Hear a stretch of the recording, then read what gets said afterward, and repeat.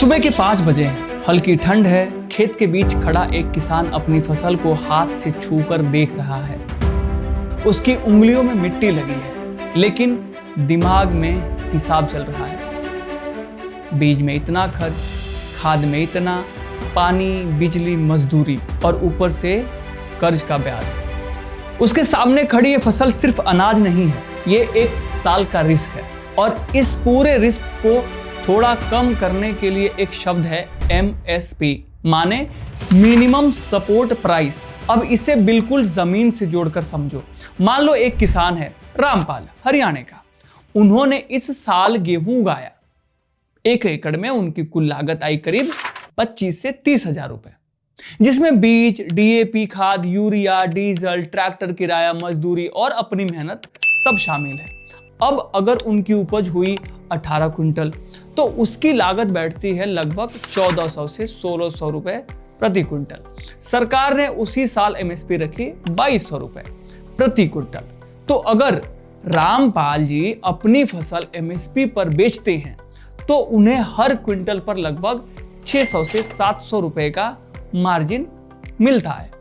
यानी पूरे सीजन की मेहनत के बाद यही उनका मुनाफा है। लेकिन अब असली कहानी यहां से शुरू होती है। हर किसान रामपाल जी जैसा नहीं है। मान लो एक किसान और हैं, शंभू नाम है उनका, वो बिहार से है।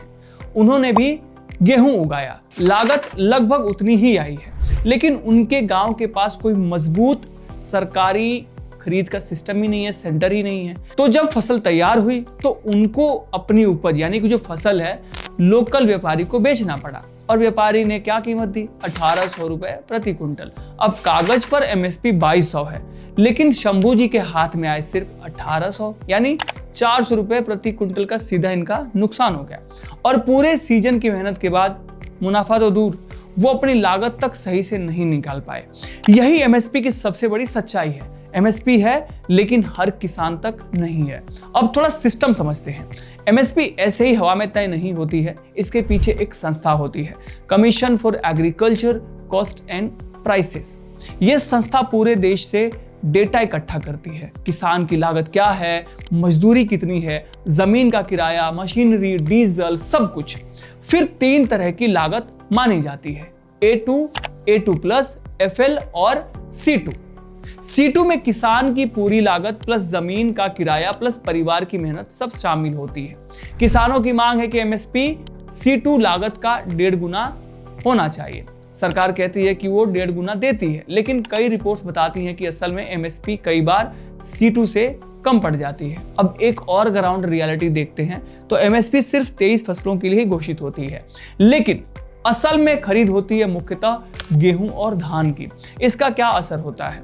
किसान मजबूरी में वही फसल उगाता है जिसमें MSP और सरकारी खरीद पक्की है। जैसे पंजाब और हरियाणा में ज्यादातर किसान धान और गेहूं ही उगाते हैं, जिससे जमीन की उर्वरकता कम हो रही है, पानी का स्तर गिर रहा है। यानी MSP ने एक तरह से फसल चक्र, क्रॉप पैटर्न को भी बदल दिया है। अब एक और उदाहरण, मान लो महाराष्ट्र का किसान प्याज उगाता है। प्याज MSP में नहीं आता। अगर उस साल उत्पादन ज्यादा हो गया तो कीमत गिर जाती है। ऐसी स्थिति में किसान या तो अपनी फसल सड़ने देता है या सड़क पर फेंक देता है। आपने न्यूज में देखा होगा, ट्रकों से टमाटर या प्याज फेंकते हुए किसान। ये सिर्फ गुस्सा नहीं है, ये सिस्टम की कमी का दर्द है। अब यहीं से सबसे बड़ा आंदोलन खड़ा होता है, किसानों की मांग। MSP को कानूनी गारंटी मिलना चाहिए। मतलब अगर MSP 2200 है, तो कोई भी व्यापारी उससे कम कीमत पर खरीद ही नहीं सके।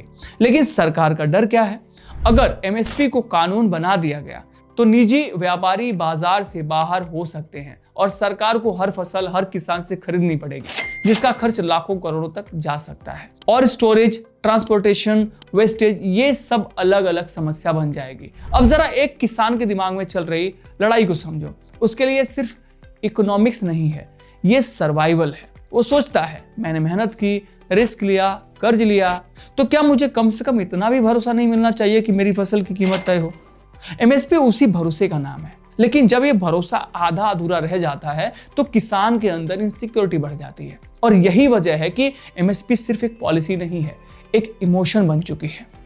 आपका क्या कहना है इस बारे में कमेंट करके बताइए, और कौन कौन सी फसलें एमएसपी के अंदर आती हैं कमेंट करके बताइए। और ऐसे ही इंफॉर्मेटिव वीडियोस के लिए चैनल को सब्सक्राइब करिए। और हाँ, हमें आपकी फिक्र है, आप अपना ख्याल रखिए।